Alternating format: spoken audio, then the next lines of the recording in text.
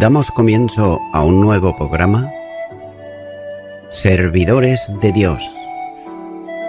Quien te habla es Manuel Cornejo. Estaré compartiendo la palabra de Dios y lo haré de una manera expositiva, versículo a versículo. Y en esta ocasión será en el Evangelio de Marcos, capítulo 10 y versículo 40, donde dice: Pero el sentaros a mi derecha y a mi izquierda no es mío daros, sino a aquellos para quienes está preparado. El Señor concedió a los 2 discípulos lo que le podía de la petición que le habían hecho, ya que ellos serían bautizados con su bautismo y además beberían la misma copa del sufrimiento. Pero, sin embargo, no podía concederle más, porque no estaba en su potestad hacerlo.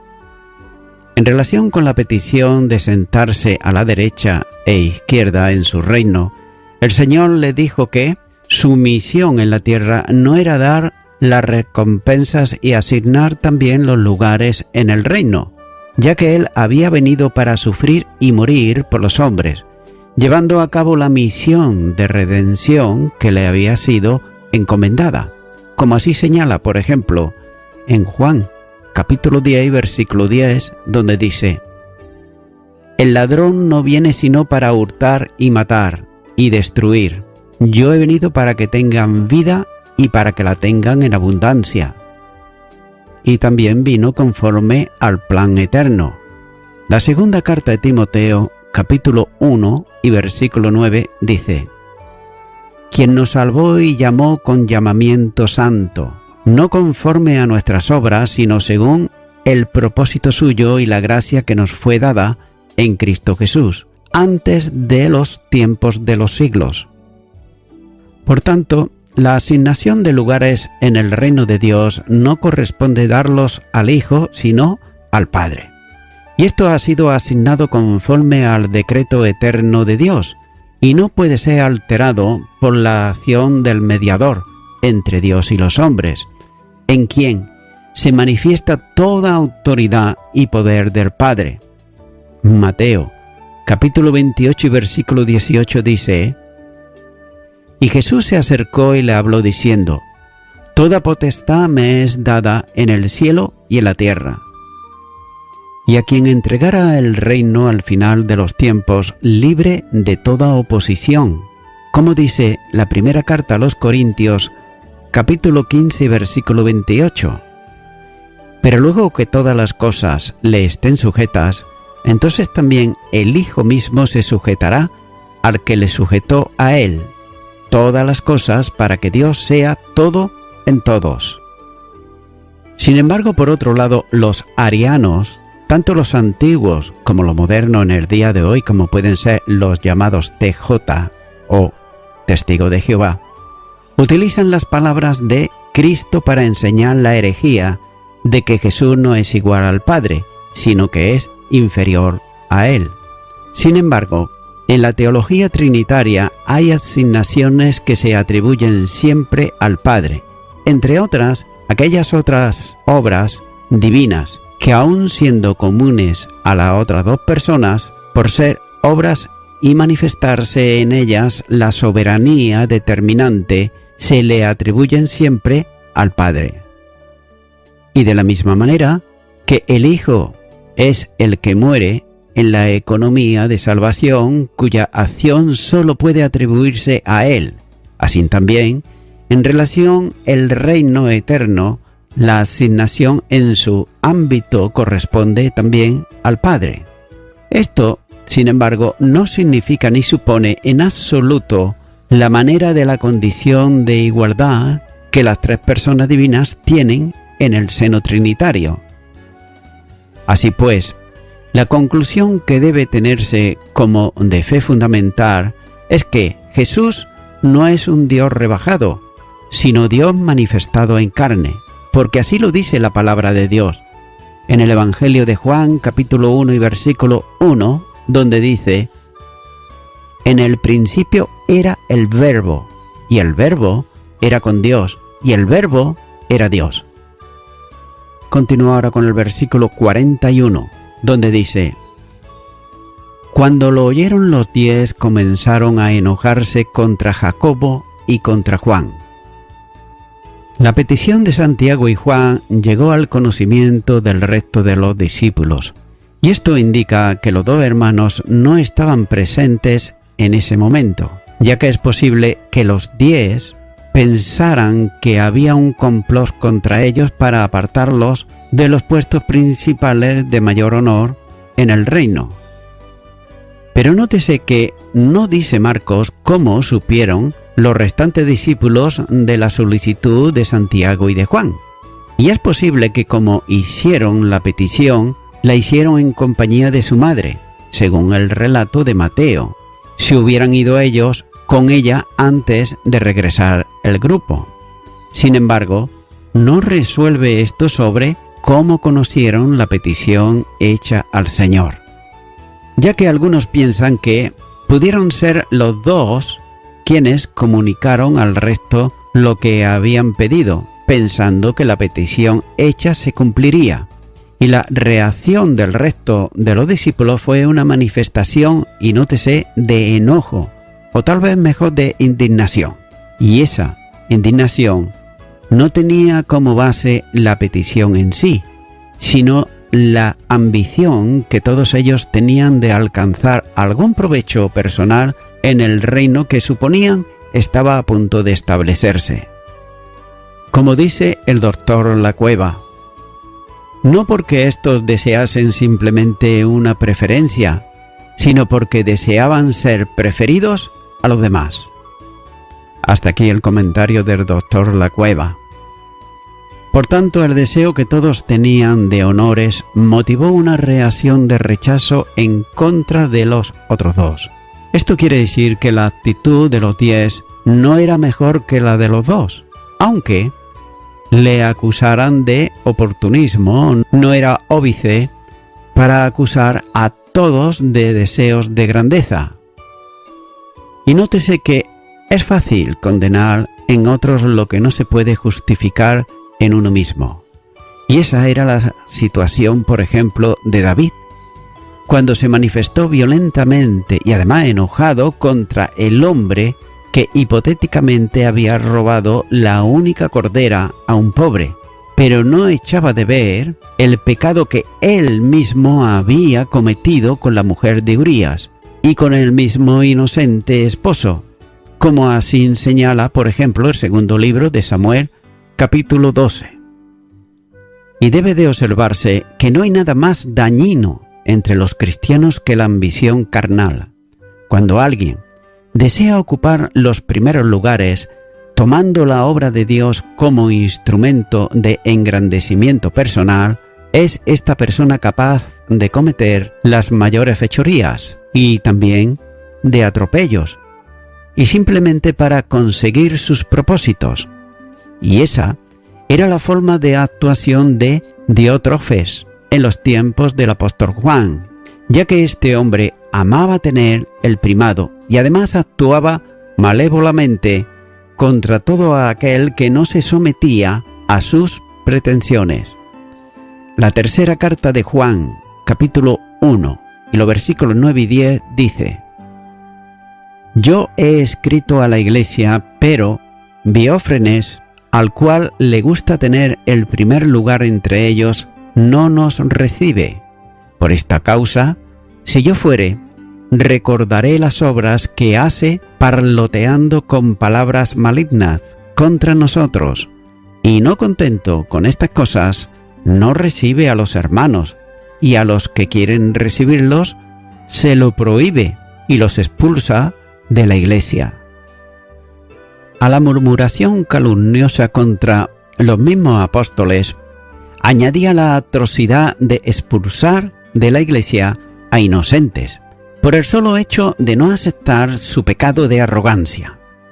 Lamentablemente, esta especie no se ha extinguido con los años del cristianismo, ya que la ambición por ocupar los primeros lugares en la iglesia es la misma desmedida ambición de los pecaminosos fariseos.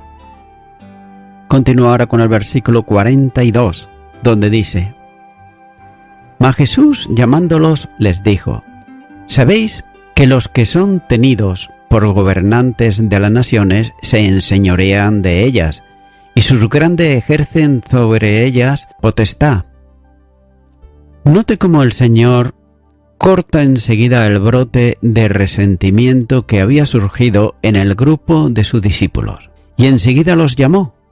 Marcos aquí usa otra vez el verbo que en voz media expresa la idea de llamar hacia uno, ya que los discípulos consideraban el reino de Dios desde la óptica de los reinos de las naciones. Por eso, el Señor los llamó para hacerles reflexionar sobre lo que ocurre en el mundo del gobierno de los hombres. Y note cómo el Señor apela al conocimiento que cada uno de ellos tenía de lo que pasaba con los gobernantes de las naciones.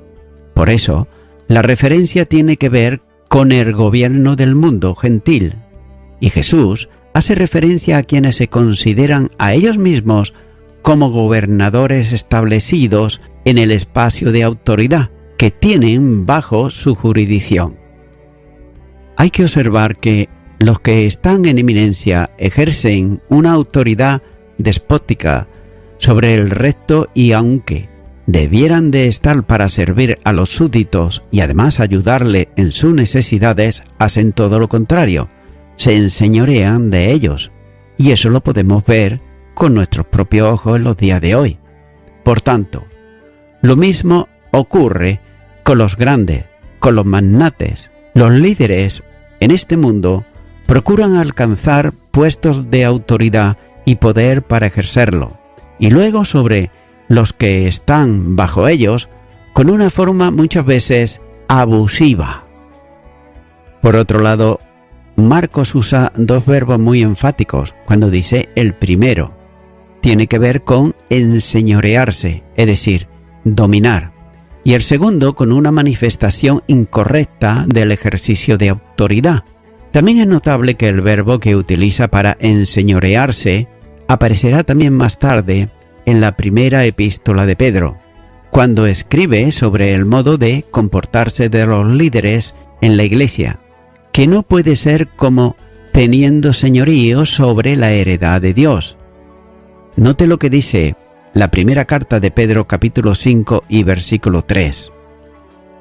No como teniendo señorío sobre los que están a vuestro cuidado, sino siendo ejemplos de la grey.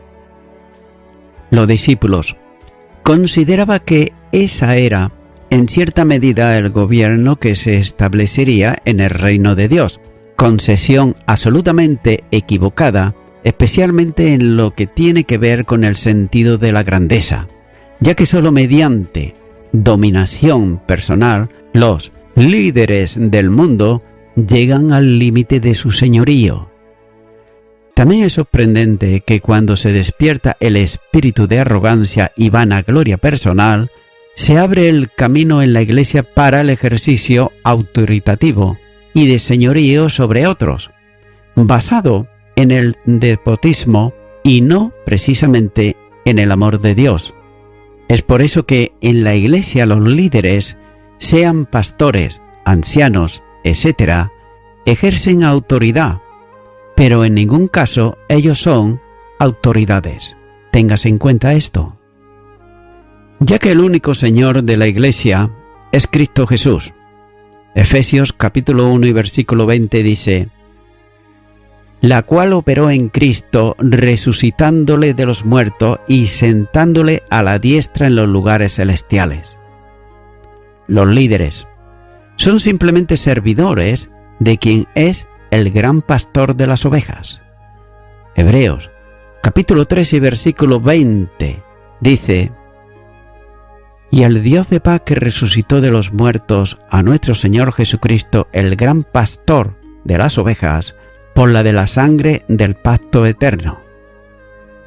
Por tanto, hay que observar con mucho cuidado a aquellos que siempre están hablando de sí mismos y que se dicen ser pastores, y solamente hablan de pastores, del sufrimiento, del trabajo, etc., y emplean más tiempo, más minutos hablando de ellos mismos que no del que es auténticamente el verdadero pastor, que es el Señor Jesucristo. Por tanto, los que están en el ejercicio de autoridad, liderando en las congregaciones, no son dueños, sino que ellos mismos forman parte también de la grey que necesita ser pastoreada. Es decir, que aquellos que están a cargo en la iglesia de un grupo de personas, ellos también tienen que ser pastoreados. A los líderes en la iglesia les viene muy mal la pompa, la grandeza y señorío propio de los príncipes de este mundo. Ya que los fieles puestos bajo su cuidado pastoral deben ser conducidos y además hacerlo por ejemplaridad y no por señorío sobre ellos. Ahora bien, el problema de la arrogancia y vanagloria atrae la oposición de Dios, que resiste a los soberbios y solo da gracia a quienes viven en la humildad siguiendo las pisadas del Maestro. La primera carta de Pedro, capítulo 5 y versículo 5 dice: «Y cuando aparezca el príncipe de los pastores, vosotros recibiréis la corona incorruptible de gloria».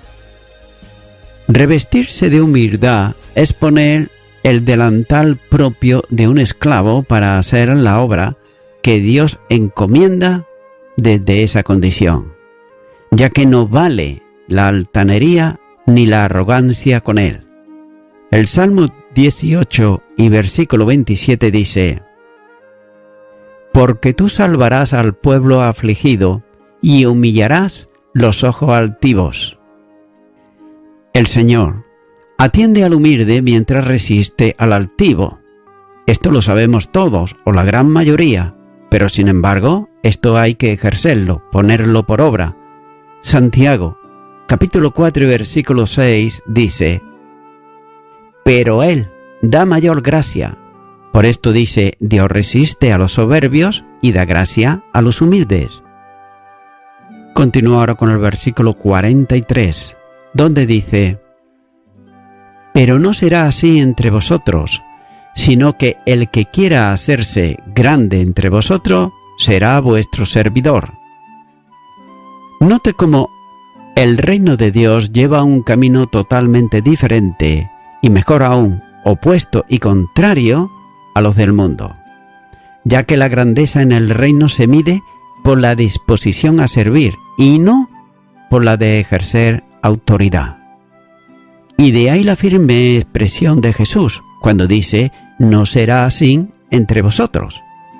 Mientras que en los reinos de las naciones todos quieren ser grandes, ejerciendo gobierno y también autoridad, incluso despóticamente sobre otros.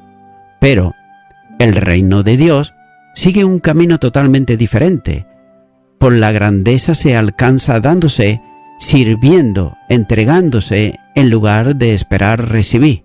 Así que el que quiera hacerse grande entre vosotros será vuestro servidor.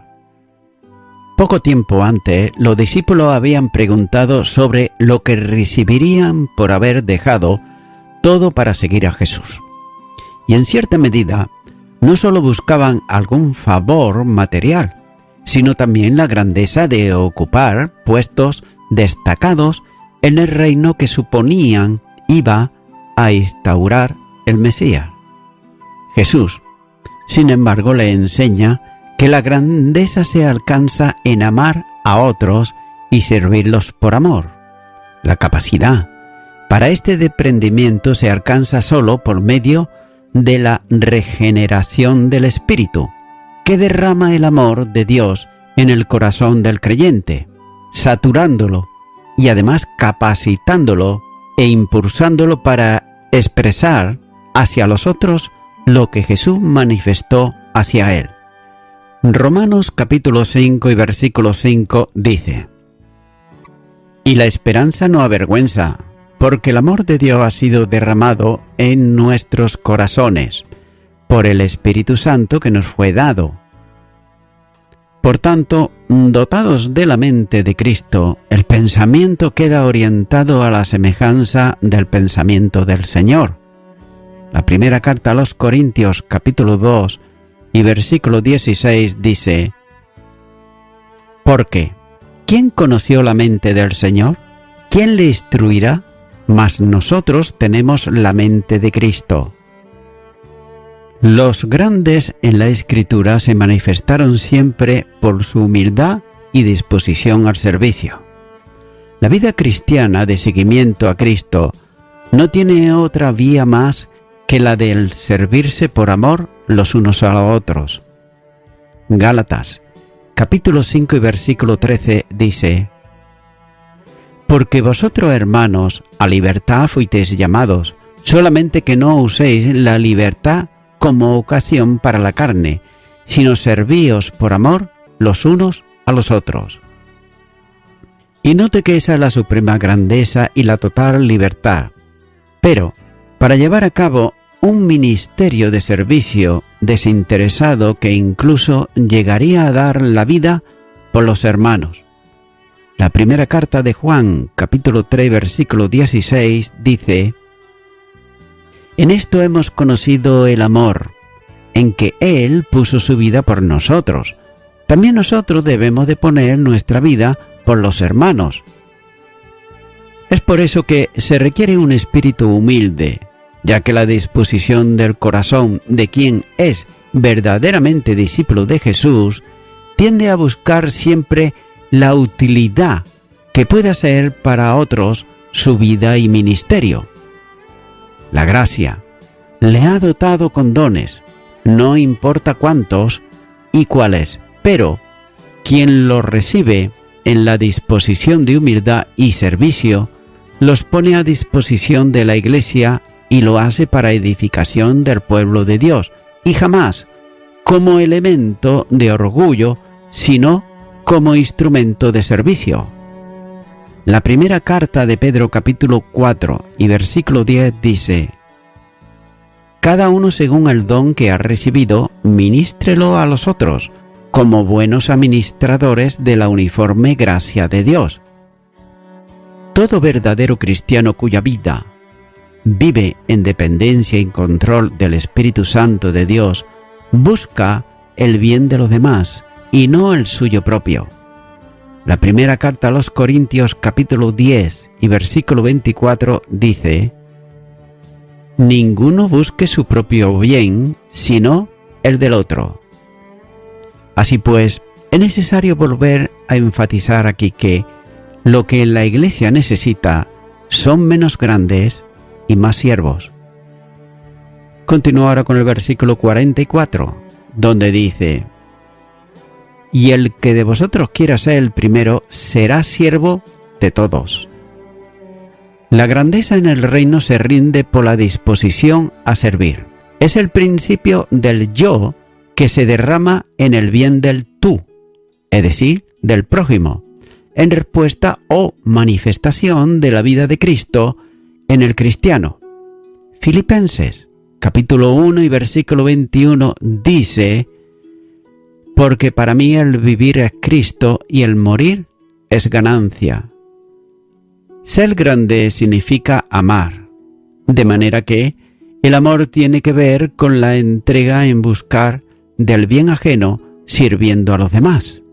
El primero en el reino es el que asume la condición y lo hace de un esclavo.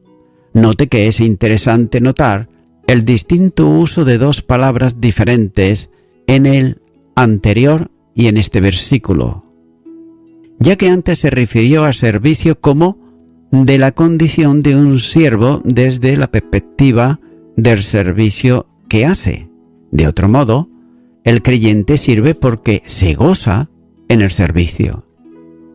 Y en este versículo actual utiliza el término que se usa para referirse al siervo por su condición como tal. Y nótese que es el sustantivo que se emplea para referirse a los esclavos. De manera que quien quiera alcanzar la grandeza máxima en el reino tiene que venir a la condición y disposición de un esclavo. El mayor título de honor que podemos aspirar en el reino de Dios es precisamente el de ser siervos. Esto marca un profundo contraste con el pensamiento propio de los reinos de este mundo.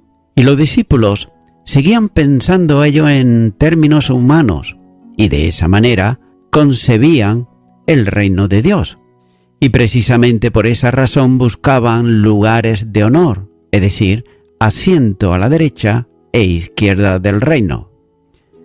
Pero aquí el maestro le hace ver que en el reino, en la presente etapa, los lugares más dignos son aquellos en los que se vive en la condición de un esclavo. En el futuro, cuando la glorificación de los cristianos se produzca, habrá lugar y tiempo también para recibir recompensas y ocupar los lugares que Dios ha designado para cada uno. No se puede hablar de conversión sin hablar también al mismo tiempo de servicio.